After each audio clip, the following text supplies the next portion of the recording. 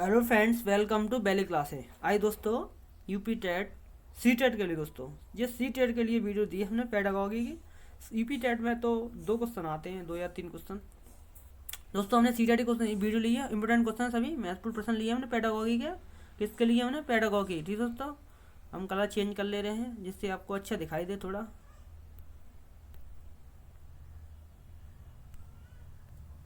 दोस्तों हमने चेंज कर लिया है। दोस्तों क्वेश्चन दिया है पहला हमारा, तो हम दोस्तों 1 लाइनर क्वेश्चन लिए हैं। जल्दी जल्दी हमारे कम समय में इतनी बड़ी वीडियो नहीं बने और नए क्वेश्चन हो जाएं दोस्तों। हमने तो बहुत सारे क्वेश्चन लिए हैं मगर देखते हैं कितने क्वेश्चन हमने बनाए थे, हमें ध्यान नहीं है।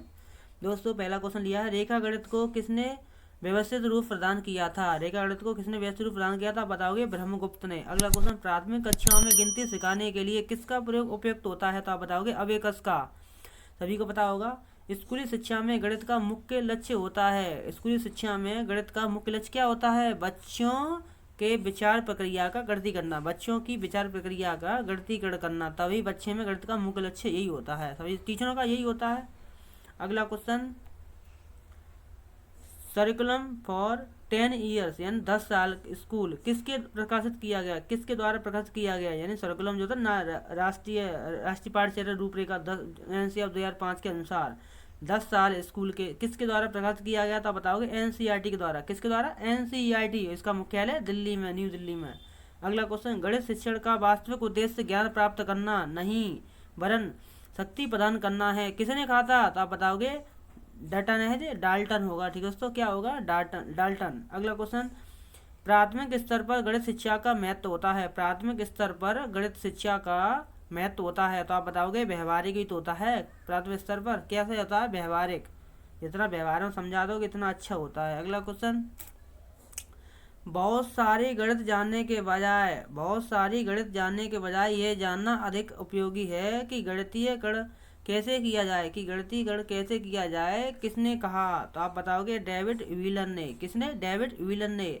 अगला क्वेश्चन, गणितीय ज्ञान का प्रमुख रूप से उपयोग किस विषय में होता है। गणितीय ज्ञान का प्रमुख रूप से उपयोग किस विषय में होता है, तो आप बताओगे विज्ञान के रूप में। विज्ञान और गणित का बहुत ही अटूट संबंध है इसका। अगला क्वेश्चन, इकाई उपागम किस गणितज्ञ से संबंधित है। इकाई उपागम किस गणितज्ञ से संबंधित था, बताओगे मॉरिसन के द्वारा संबंधित है। ठीक दोस्तों। अगला क्वेश्चन,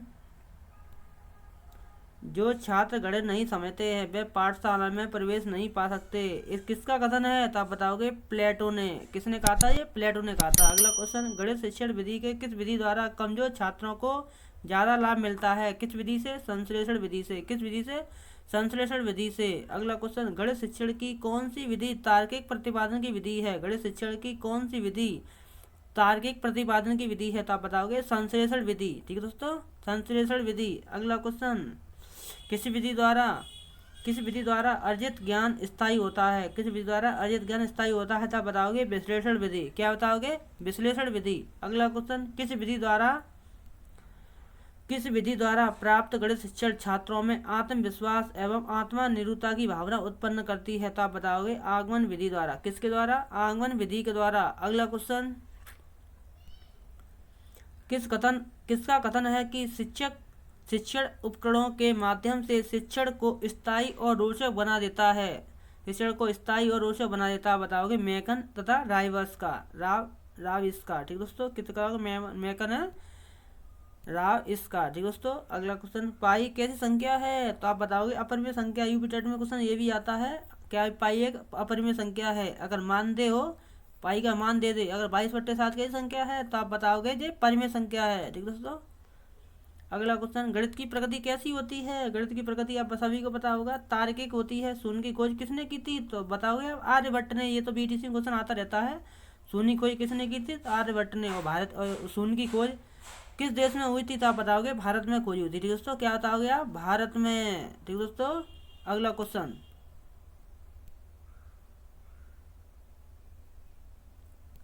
अब शून्य का प्रयोग सबसे पहले किसने किया था, तो इसका राइट आंसर आप बता देना, ब्रह्मगुप्त ने। गणित की प्रगति कैसी होती है, तार्किक बता दिया है। त्रिभुज के तीनों अंतःकोणों का योग होता है 180 डिग्री। सीधे दोस्तों सभी को पता होगा। पंचभुज के सभी अंतःकोणों का योग कितना होता है, 540। ठीक है दोस्तों, कितना बताओगे आप, 540 डिग्री। पंचभुज के सभी अंतःकोणों का योग। विभाजन विभाजन का ई का उपयोग किसके लिए किया जाता है, तो आप बताओगे रेखाखंड की लंबाई मापने हेतु। विभाजन इकाई का उपयोग किसके लिए किया जाता है, रेखाखंड की लंबाई मापने हेतु। ये किसने कहा, ये किसने कहा दोस्तों कि गणित सभी विज्ञानों का द्वार व कुंजी है, तो आप बताओगे रोजर बेकन के द्वारा। किसके द्वारा, रोजर बेकन के द्वारा। अगला क्वेश्चन, सांख्यिकी में प्रसारण का विश्लेषण नामक विधि किसके द्वारा दी गई थी। सांख्यिकी में प्रसारण का विश्लेषण नामक विधि किसके द्वारा दी गई थी, आप बताओगे आर ए फिशर के द्वारा। किसके द्वारा, आर ए फिशर के द्वारा। सांख्यिकी आर ए फिशर। गणित के मानसिक सिद्धांत के जन्मदाता माने जाते हैं, तो आप बताओगे प्लेटो। मानसिक सिद्धांत के जन्मदाता, गणित के मानसिक सिद्धांत के जन्मदाता किसे माना जाता है, प्लेटो को माना जाता है। ठीक है दोस्तों। अगला क्वेश्चन, गणित में हासिल लेने यानी कैरी लेने की प्रक्रिया किसके द्वारा दी गई थी। गणित में प्रक्रिया किसके द्वारा दी गई थी, आप बताओगे श्रीधर के द्वारा। किसके द्वारा, श्रीधर के द्वारा। अगला क्वेश्चन, सबसे छोटी प्राकृतिक संख्या है, सभी को पता होगा, एक से स्टार्टिंग होती है। ठीक दोस्तों। अगला क्वेश्चन,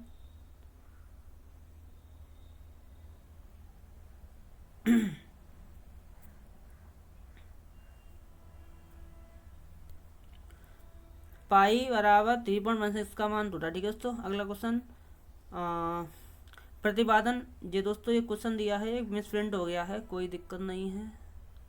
पाई बराबर इतने का प्रतिपादन किसने किया था, ये मान निकाला था 3.1416 का मान, पाई का मान, इसका मान पाई बराबर 3.1416 का प्रतिपादन किसने किया था, तो आप बताओगे आर्यभट्ट प्रथम ने। ठीक है दोस्तों, किसने, आर्यभट्ट प्रथम ने। कोई दिक्कत नहीं, मिसप्रिंट हो जाता है तो सभी क्वेश्चन उल्टे सीधे हो गए हैं, कोई दिक्कत ना है।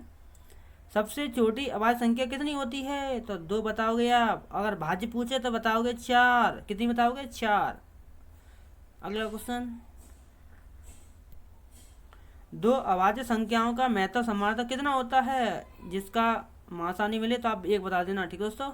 और 2 अभाज्य संख्याओं का मासा 1 ही मिलता है, जो हम मिला ही नहीं हमें भाई, हम जैसे फैक्टर करें, गुणनखंड करें और किसी का कॉमन नहीं मिल रहा है, तो इसका राइट आंसर कौन सा होता है, 1 होता है।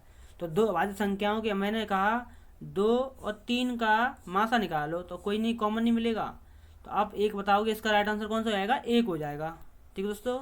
ये क्वेश्चन नॉर्मल है, पूछ लेता है कभी कभी एग्जाम में। सबसे छोटी पूर्ण संख्या कौन सी है, तो 0 से स्टार्टिंग होती है, सबसे छोटी 0 ही एक संख्या है जो सभी को काट देती है, सभी को कर देती है, पूर्ण संख्या यही हो जाएगी 0। किन्हीं दो परिमेय संख्याओं के मध्य कितनी परिमेय संख्याएं होती हैं, किन्हीं दो परिमेय संख्याओं के मध्य कितनी परिमेय संख्याएं होती हैं, किन्हीं दो परिमेय संख्याओं के मध्य कितनी परिमेय संख्या होती है, तो आप बताओगे अनंत। ठीक दोस्तों। मैंने पूछा 2 और 3 के बीच परिमेय संख्या बताओ, दोस्तों आप परिमेय संख्या नहीं बता पाओगे, P/Q के रूप में भी लिखोगे, माइनस में आएगा, मेरे आंसर आएंगे, आप अनंत पर पता चल जाएगा, पता नहीं चलेगा कितनी संख्या है। ठीक दोस्तों, अनंत होती है, इसका कोई अंत न हो वो अनंत होता है। ठीक दोस्तों। अगला क्वेश्चन, प्रथम 5 अभाज्य संख्याओं का योग होता है, प्रथम 5 संख्या स्टार्टिंग ले रहे हैं प्रथम, तो देखो 2 स्टार्टिंग की 2, फिर 3 आता है, अभाज्य संख्याएं दोस्तों ये मिसप्रिंट है, प्रथम 5 अभाज्य संख्याओं का योग पूछ रहा है, तो 2 दोबारा कर दें, 2 3, दूसरी संख्या 2 3, फिर 5, फिर कितना हो जाएगा 7, फिर आ जाएगा तुम्हारा 11, तो ये टोटल तुम्हारा हो गया दोस्तों, प्रथम 5 पूछा है तो 1 2 3 4 5 हो गया। ठीक है, 2 3 5, 5 और 5 10, 10 और 7 17, 17 और 11 28, दोस्तों कितना हो जाएगा 28 हो जाएगा। ठीक है दोस्तों, कितना हो जाएगा 17 18 28 हो जाएगा। ठीक है दोस्तों, इसका राइट आंसर, ये भी इसका राइट आंसर, मतलब ये मिस प्रिंट हो गया, 5 होगा। ठीक है दोस्तों, कितना हो गया यहाँ पर 5 हो गया, 4 किया, 4 तो एक भाज्य संख्या है ना, कोई दिक्कत ना है, हो जाता है कभी कभी मिस प्रिंट। अगला क्वेश्चन, गणित विज्ञान है किसका, गणनाओं का, मैंने पिछले बता दिया ऊपर। बताए गए नियमों को उदाहरण में प्रयोग कर पोस्ट करना किस शिक्षण विधि से संबंधित है, तो आप बताओगे आगमन विधि, उदाहरण से नियम की ओर पहुंचता है ना, इसलिए आगमन हो जाएगा। नियम से पूछा तो ये क्या कर रहे थे हम, निगमन विधि कहे थे। ज्यामिति का संबंध किस क्षेत्र से है, ज्यामिति का संबंध किस क्षेत्र से, आप बताओगे मापन से। ठीक है दोस्तों, ज्यामिति का संबंध किस क्षेत्र से है, मापन से। अगला क्वेश्चन, ह्यूरिस्टिक का शाब्दिक अर्थ है, ह्यूरिस्टिक का शाब्दिक अर्थ आप बताओगे खोज करना, यही होता है, शाब्दिक अर्थ यही होता है। मैं पूछे अगर ऑप्शन में आ जाए ह्यूरिस्टिक का अर्थ क्या होता है, तो आप बताओगे खोज करना। अगला क्वेश्चन, ह्यूरिस्टिक विधि की खोज किसने की थी? तो ये सभी को पता होगा, आर्मस्ट्रांग, नील आर्मस्ट्रांग ने खोज की थी। ह्यूरिस्टिक विधि का प्रतिपादन किसने किया था? आर्मस्ट्रांग ने, नील आर्मस्ट्रांग ने। ठीक है दोस्तों। अगला क्वेश्चन, जीवन की किस गतिविधि में गणित का सर्वाधिक प्रयोग होता है? जीवन की किस गतिविधि में गणित का सर्वाधिक प्रयोग होता है? तो आप बताओगे आर्थिक गतिविधि। क्या बताओगे?